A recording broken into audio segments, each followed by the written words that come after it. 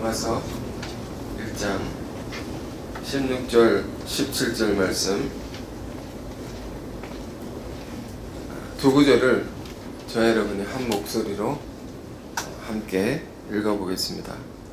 내가 복음을 부끄러워하지 아니하노니 이 복음은 모든 믿는 자에게 구원을 주시는 하나님의 능력이 됨이라. 먼저 유대인에게요 그리고 헬라인에게로다. 복음에는 하나님의 의가 나타나서 믿음으로 믿음에 이르게 하나니 기록된 바 오직 의인은 믿음으로 말미암아 살리라 함과 같으니라. 아멘. 오늘 말씀의 제목은 오직 의인은 믿음으로 말미암아 살리라 하는 제목으로 귀한 말씀 나누겠습니다. 오늘 기도하신 분의 기도와 같이 어제 그 바이블 캠프 하나님의 은혜로 잘 마쳤습니다. 이틀간의 기간 동안 귀한 말씀을 함께 묵상하고 또 기도하는 시간을 가졌었는데요. 참석하신 분들이 굉장히 진지하게 다들 들으시고 묵상하고 기도하면서 이번 모임은 성령께서 우리 모임 가운데 이렇게 내주하시는, 우리 안에서 이렇게 성령이 운행하시는, 깊이 운행하시는 그런 모임이 아니었나 이렇게 생각됩니다. 이번에는 누가복음 15장과 로마서 3장 8장을 가지고 이런 본문을 갖고 이렇게 잃어버린 나를 찾아서라는 제목으로 주제로 말씀을 보았는데요. 굉장히 중요한 주제들이었죠. 구원의 복음에 관해서 이제 예수님의 비유를 통해서 보고 또 이 바울의 언어로 이 로마서를 통해서 이렇게 보고 저렇게 보고 했던 그런 시간들이었습니다.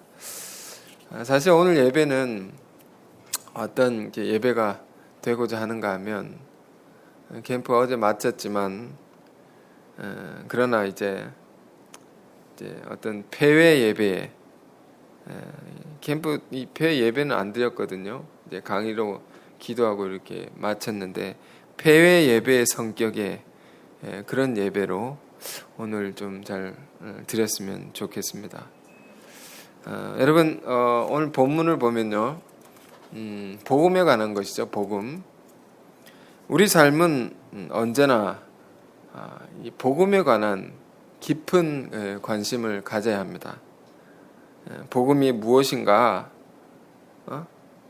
이것을 우리가 늘 묵상하고 알고자 해야 되고, 또 그 복음을 어떻게 우리가 복음을 안 자들이라면, 들은 자들이라면 이걸 어떻게 우리가 잘 전할 수 있을까?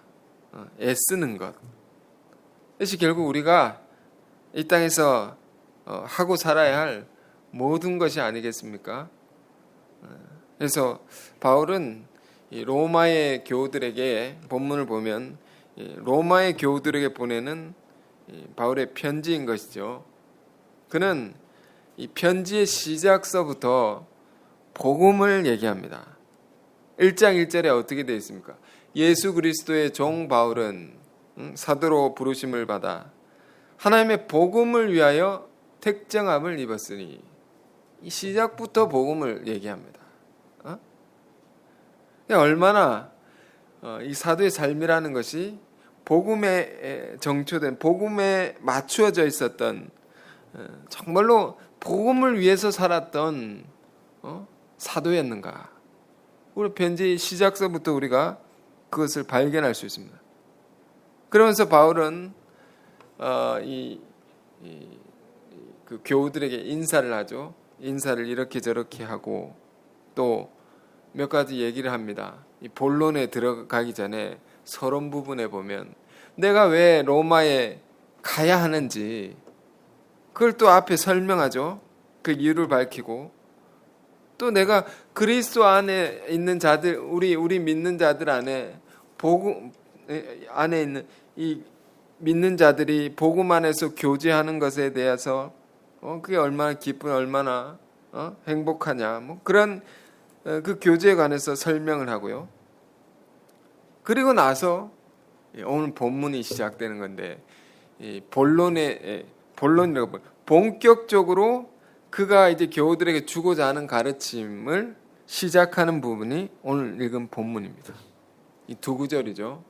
그럼 이 두 구절은 로마서 전체를 놓고 볼 때 가장 중요한 두 구절이라고도 말해도 과언이 아닙니다.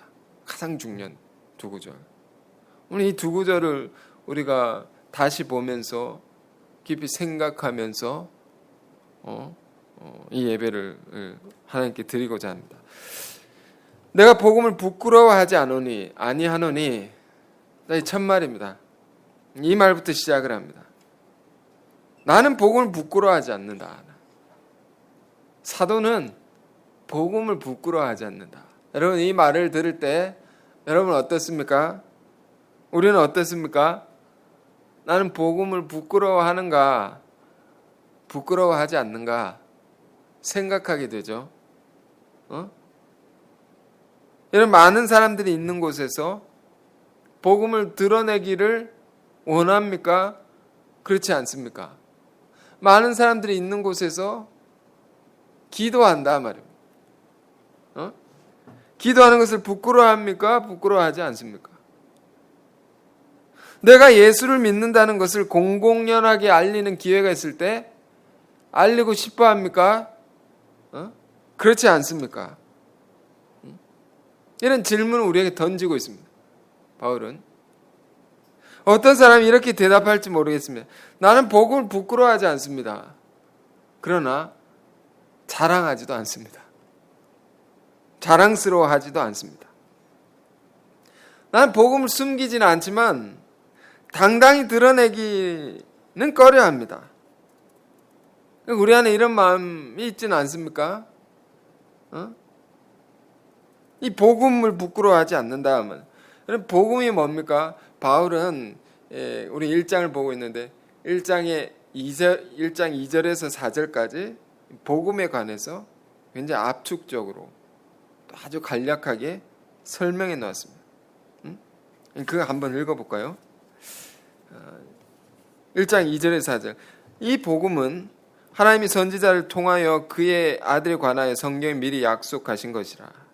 그의 아들에 관하여 말하면 육신으로는 다윗의 혈통에서 나셨고 성결의 영으로는 죽은 자들 가운데서 부활하사 능력으로 하나님의 아들로 선포되셨으니 곧 우리 주 예수 그리스도시니라. 복음 뭐라고요? 예수 그리스도시다. 예수 그리스도. 그분의 삶과 그분의 삶의 이야기, 그분의 죽으심에 관한 이야기.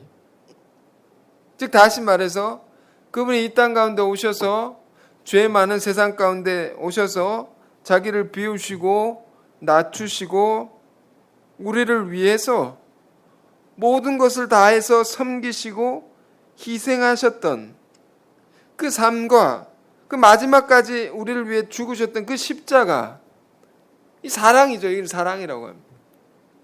어떤 사랑? 하나님의 사랑을 완벽하게 드러낸 계시. 이거를 복음이라고 한다. 아주 간단한 설명. 이 사랑, 우리를 위한 하나님의 사랑. 이것이 복음, 이것이 부끄러운 것이냐 말입니다. 지금 바울이 로마에 있는 교우들에게 쓴 이 편지 가운데 이 한 구절, 이 두 구절, 이 한마디, 내가 복음 부끄러워하지 않는다. 이것은 매우 우리 신앙에 중요한 도전을 주는 것입니다. 정말 너 부끄러워하느냐, 부끄러워하지 않느냐. 바울이 여러분 이 편지를 쓸 때 어디에 썼습니까? 우리는 잘 알지만 고린도에서 쓴 것이죠.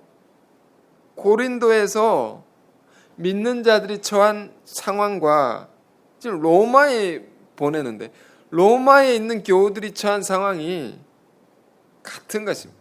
동일하다 말이에요. 왜? 고린도라는 도시는 이제 매우 상업적인 도시였고 군사적인 요충지였고, 로마는 또 두말할 것 없이 그 당대 최고의 제국이었던 것이죠. 그 화려하고 거대한 도시 속에 믿는 자들이란 모습이 어땠느냐? 예수 믿는 사람들. 예수 믿는 사람들. 응?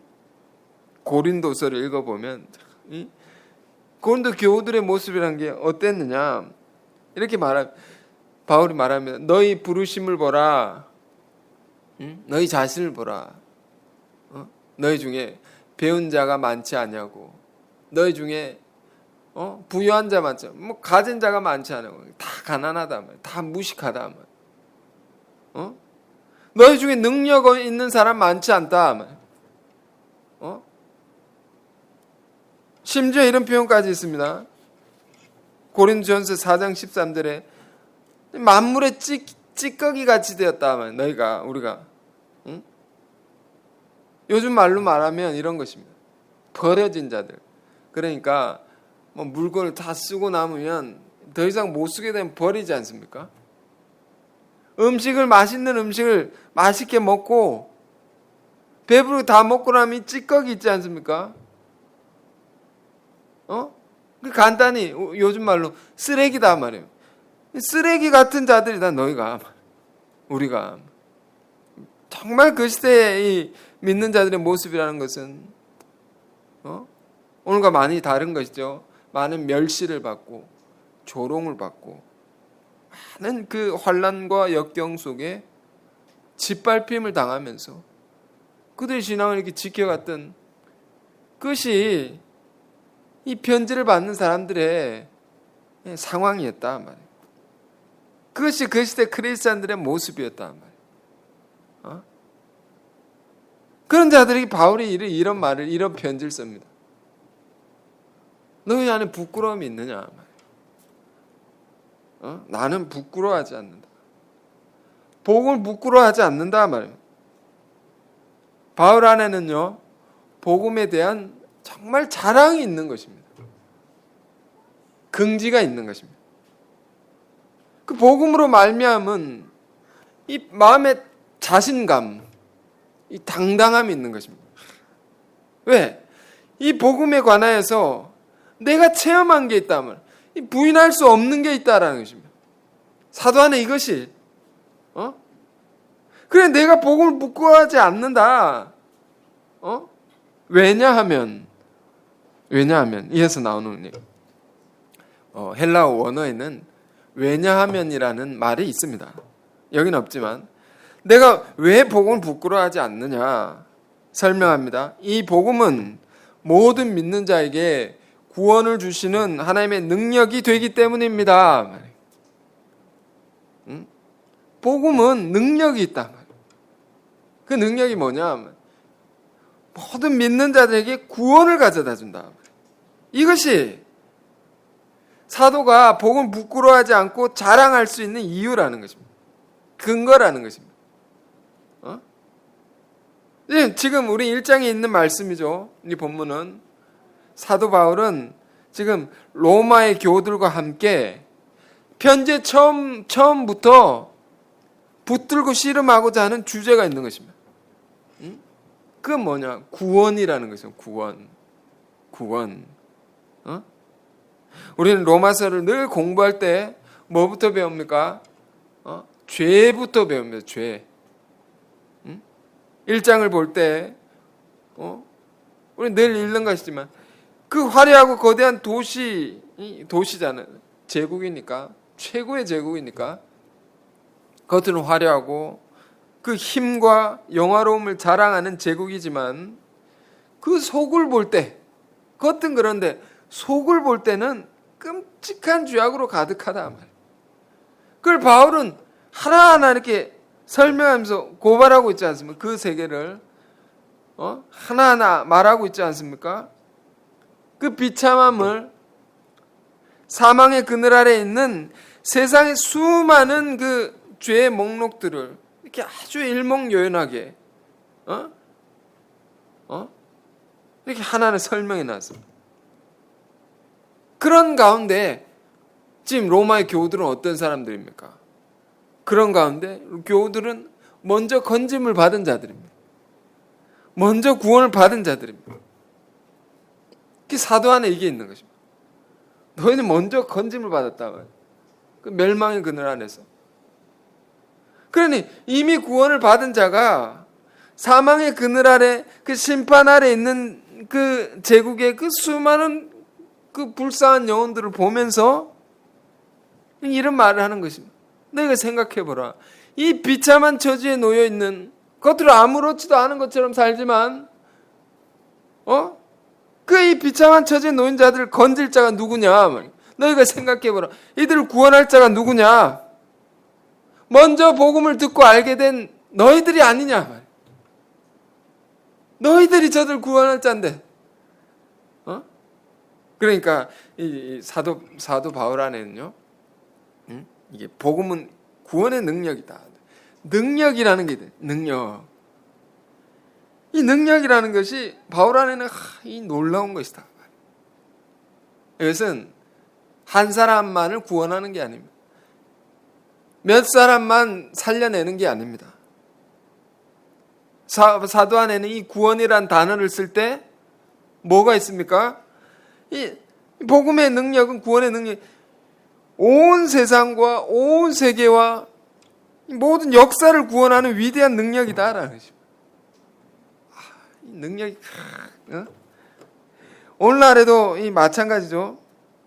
오늘날에도 마찬가지. 복음은 여전히 그 능력이 있는 것입니다.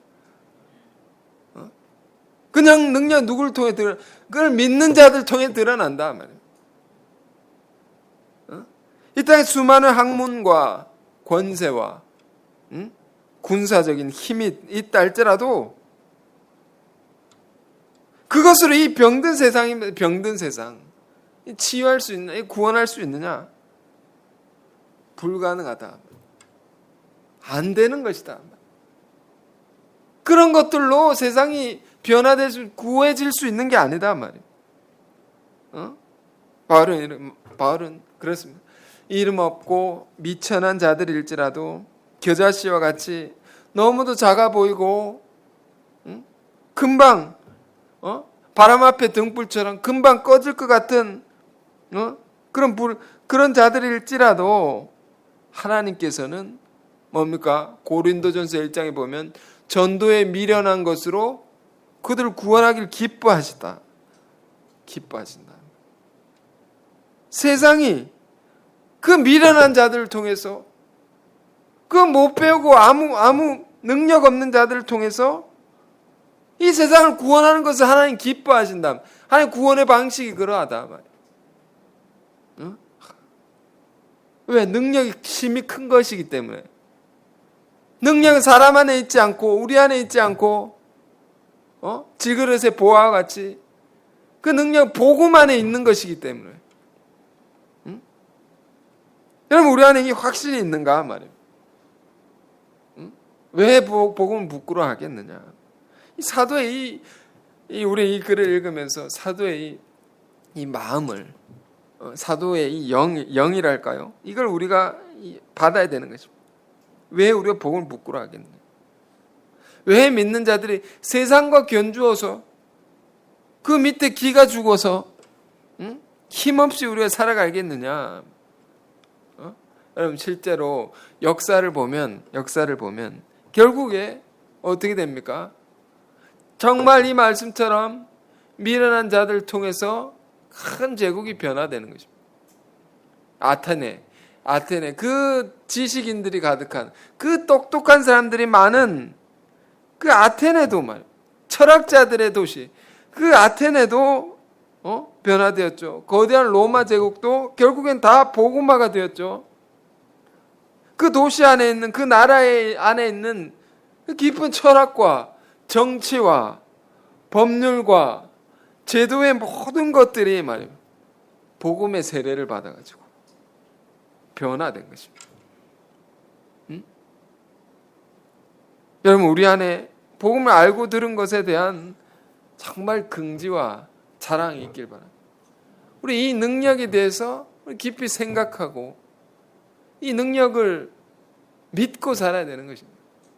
이 능력이 힘입어 살아야 되는 것입니다. 그래서 한 번 더 읽고 17절 보겠습니다. 내가 복음을 부끄러워하지 아니하노니 이 복음 모든 믿는 자에게 구원을 주시는 하나님의 능력이 됨이라. 먼저는 유대인에게요, 그리고 헬라인에게로다. 그게 유대인과 헬라인, 이 선민과 이방인 것입니다. 이제 먼저 받고 나중 받는 그런 것이 있다 했지만 복음이라는 것은 모든 이들에게, 믿는 자들에게 차별이 없는 그런 복음이다. 자, 그러면서 복음에는 하나님의 의가 나타나서 또 말합니다. 복음에는 하나님의 의가 나타났다. 복음 안에는 뭐가 있느냐? 여러분, 질그릇과 같은 자들, 같은 우리 안에 보화 같은 복음을 담아 주셨죠? 우리 안에 복음이 있습니다. 근데 복음 안에는 뭐가 있느냐? 하나님의 의가 있다. 하나님의 의, 하나님의 의로움. 이 말 속에는요, 의라는 것은 죄의 반대말입니다. 죄의 반대말. 바울이 이 말을 하는 의도가 있는 것입니다. 인간 안에 있는 수많은 죄악들에 관해서 로마서 1장부터 3장까지 그 헤아릴 수 없고 그 해결될 수 없고 씻을 수 없는 도무지 해결이 안 된단 말이에요. 그 많은 죄악들에 관해서 그것이 사함받을 수 있는 유일한 길이 뭐냐 말이에요. 인간이 그 죄로부터 자유하고 그 죄를 벗을 수 있는 길은 뭐냐 말이에요. 하나님의 의로만 가능하단 말이에요. 하나님의 의로움. 이게 복음 안에 나타나게 되었다. 복음 뭐라고 했습니까? 예수 그리스도.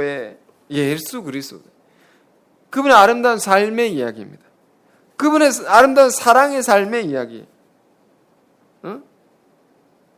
그 복음으로 말미암아 우리 모든 죄로부터 우리가 깨끗함을 입을 수 있고 자유할 수 있는 하나님의 의가 나타나게 되었다. 여러분, 로마서를 공부하면 그 말이 여러분 하나하나 이게 뜯어보지 않습니까? 너무도 깊고 체계적이고 논리적입니다. 한 구절 한 구절 그냥 넘어갈 수 없습니다. 정말 성령의 강한 조명을 받아가지고 사도가 이렇게 불같이 토해낸 것들을 이렇게 받아 적은 거 아닙니까? 그런데도 이렇게 너무도 깊고, 우리 교회는 로마서를 본다고 하면 이런 분위기가 있습니다. 또 그것을 봅니까? 너무 많이 보기 때문에. 그 정도는 많이 봤죠. 그래서 자칫 우리가 착각할 수 있습니다. 내가 많이 안다라고 생각할 수 있습니다. 뭔가 맨날 로마서를 하는 거 듣는데 내가 좀 안다. 그러나 여러분 결코 그렇지 않습니다. 전 지금도 보면 너무 새롭고 너무 많은 것이 한 구절 한 구절 속에 한 단어 한 단어 속에 너무 많은 것이 이렇게 함축되어 있다 말이에요. 볼 때마다 감동이 오고 깨달음이 오고 왜 이걸 보지 않겠습니까? 이걸로부터 힘을 얻고 하는 것인데 왜 이 보물을 두고 우리가 장롱 속에 그 예물 금 같은 거 있지 않습니까? 결혼할 때 예물 그 교환하는 것들 그거를 보통 차고 다니지 않지 않습니까? 저 안에 구석에 놔두지 않습니까? 이제 꺼내어 봐야 됩니다. 꺼내어 봐야 됩니다. 하나님의 말씀을. 그래서 지금 말합니다. 복음에는 하나님의 의가 나타나서 의가 나타나서 바울은요 이 말 속에는 복음에는 하나님의 의, 하나님의 의로움. 그러니까 두 말씀이 있지 않습니까? 성경에 율법과 복음. 근데 율법은 하나님의 의가 아니다. 아니다. 아니어서 아닌 게 아니라 아니다라고 그렇게 말하고 싶은 거죠. 왜? 율법은 율법 아래 너무 자기가 괴로웠기 때문에 율법은 율법 아래 우리가 있을 때 그 두려움이 있는 것입니다. 그 법을 깨면 죄자는 법을 깨는 게 죄인데 그 죄로 말미암아 내가 벌을 받아야 된다는 두려움이 있는 것입니다. 양심의 간책. 그래서 율법의 저주라고도 표현했습니다. 늘 벌 때문에 두려움에 떨면서 사는 우리의 영혼의 이 고통을 너무도 깊이 체감한 사람이기 때문에 바울이 법을 깨면 어쩌나. 불안이 있고. 그런데 새로운 법을 우리에게 주셨다는 거죠. 그 새 법은 뭐냐? 새 법은 뭐냐? 그 죄에 대해서 죄를 지으면 벌을 받는 게 아니고 죄를 지어도 용서를 받는 이 새로운 법을 얘기합니다. 요한복음 8장에 가늠하다가 잡혀온 여인이 있습니다. 많은 사람들이 돌로 쳐서 죽이려고 하다가 예수님께 묻지 않습니까? 율법에는 이를 돌로 쳐서 죽여야 마땅하다 하였거늘 선생은 어떻게 말하겠습니까? 응? 예수님께서 너희 중에 죄 없는 자가 돌로 쳐라. 돌을 다 내려놓고 사라졌죠. 왜? 죄 없는 자가 없으니까. 그러면서 예수님께서 말합니다.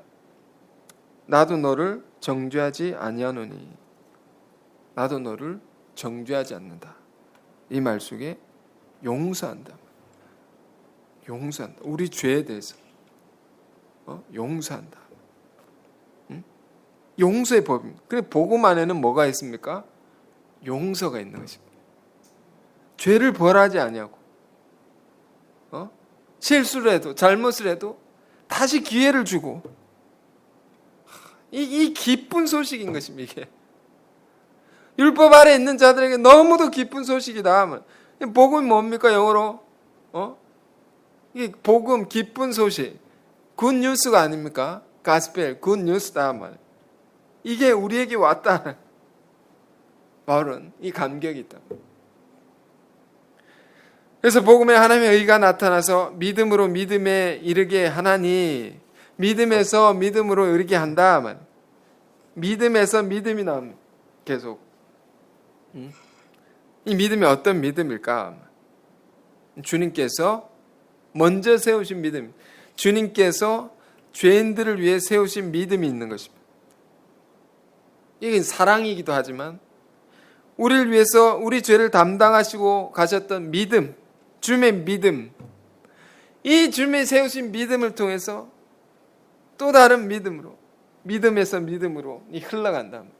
믿음에 근원이 있기 때문에 그 근원에서 이렇게 흘러나가는 것입니다.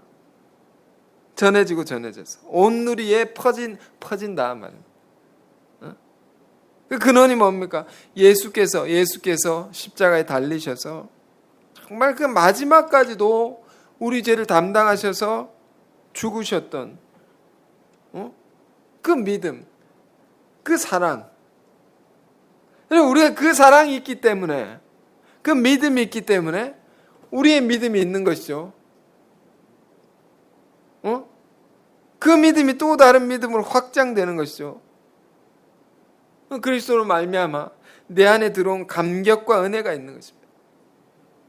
이건 가만둘 수 없다. 나누어줘야 된다. 나누지 않을 수 없다. 그래서 이렇게 전해지는 것이죠. 요즘에 우리가 SNS 통해서 교회 소식도 나누고 사진도 올리고 하지만 무엇보다 이게 어떻게 쓰여지길 원합니까? 그것이 우리가 받은 은혜를 잘 나누는데 유용하게 쓰이길 원하는 것입니다. 어제 캠프 이후에 은혜 받은 것들을 나누는데 하나하나 읽으면서 이 작은 것인데 소중하다. 이것이 소중하다.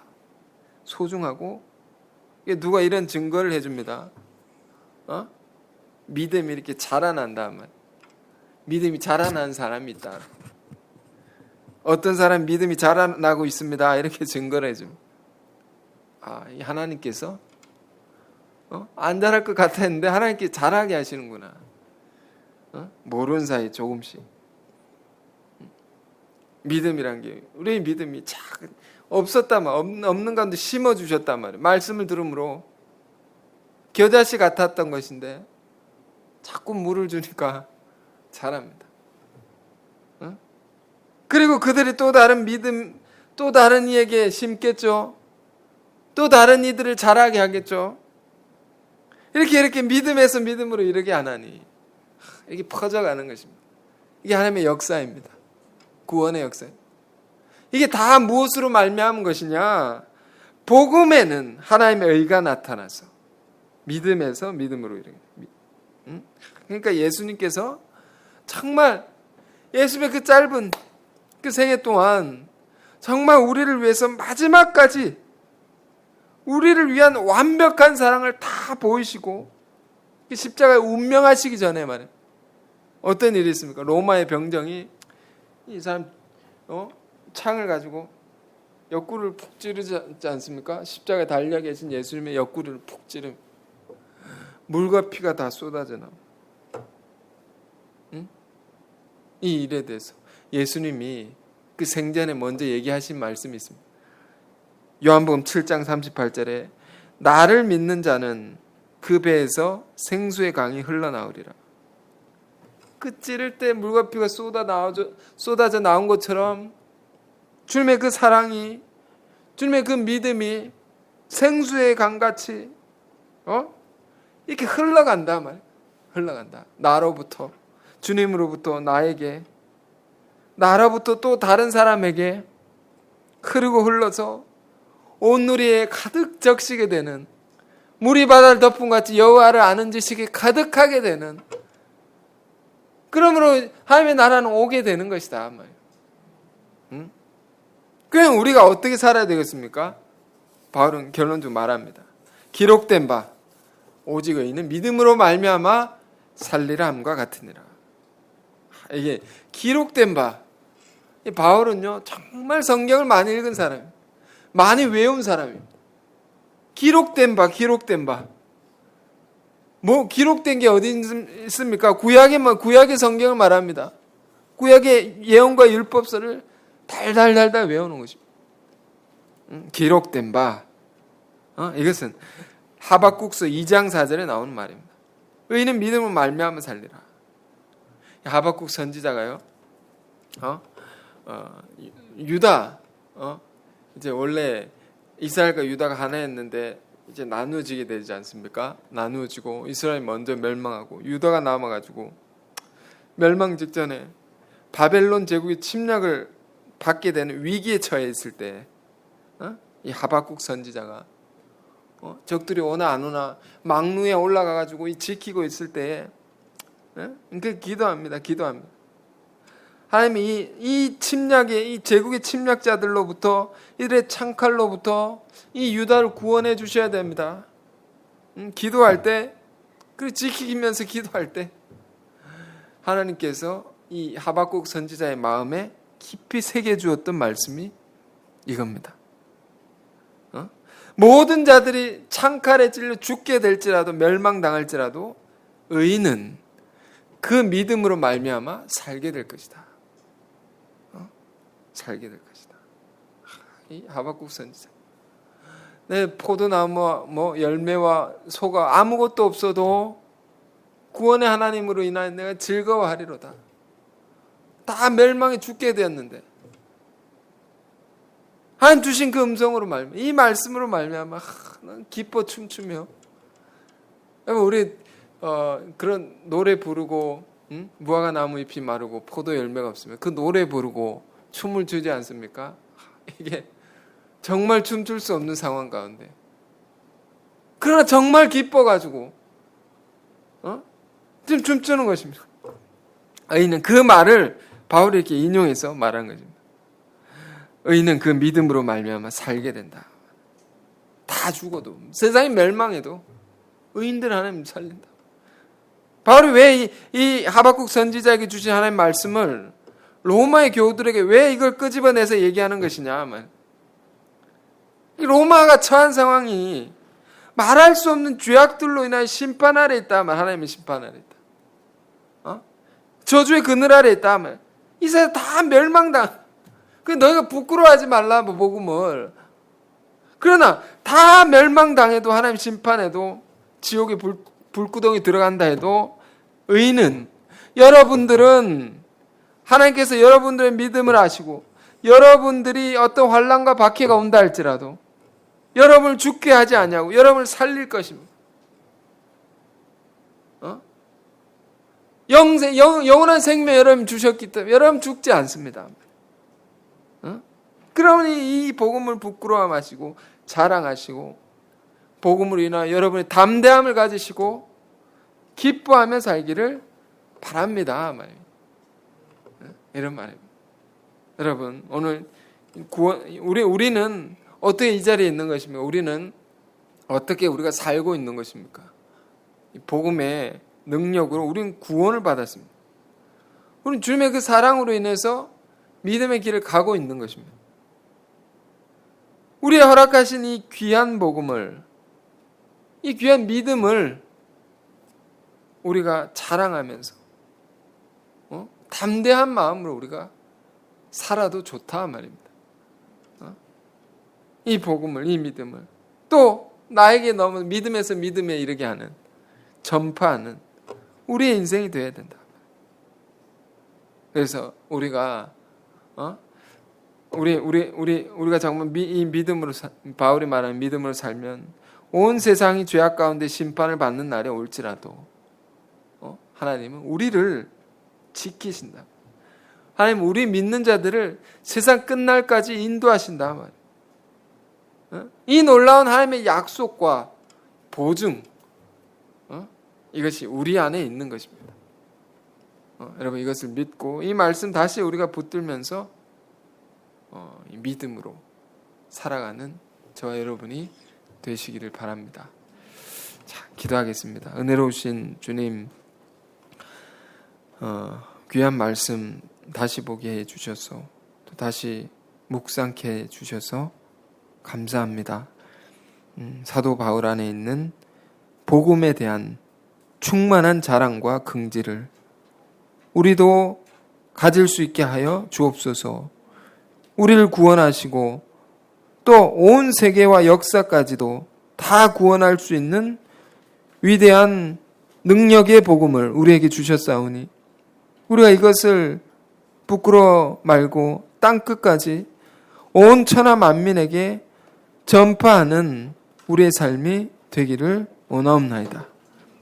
우리 삶이 어떠한 형편에 있다 할지라도 우리 믿는 자들은 그 믿음으로 말미암아 하나님께서 우리를 지키시고 살리실 것이니 우리의 이 놀라운 믿음을 따라 살아가는 하나님의 백성들, 믿음의 사람들 다 될 수 있도록 인도하시고 축복해 주옵소서. 감사합니다. 예수 그리스도 이름으로 기도했습니다. 아멘. 네, 귀한 말씀 감사드립니다.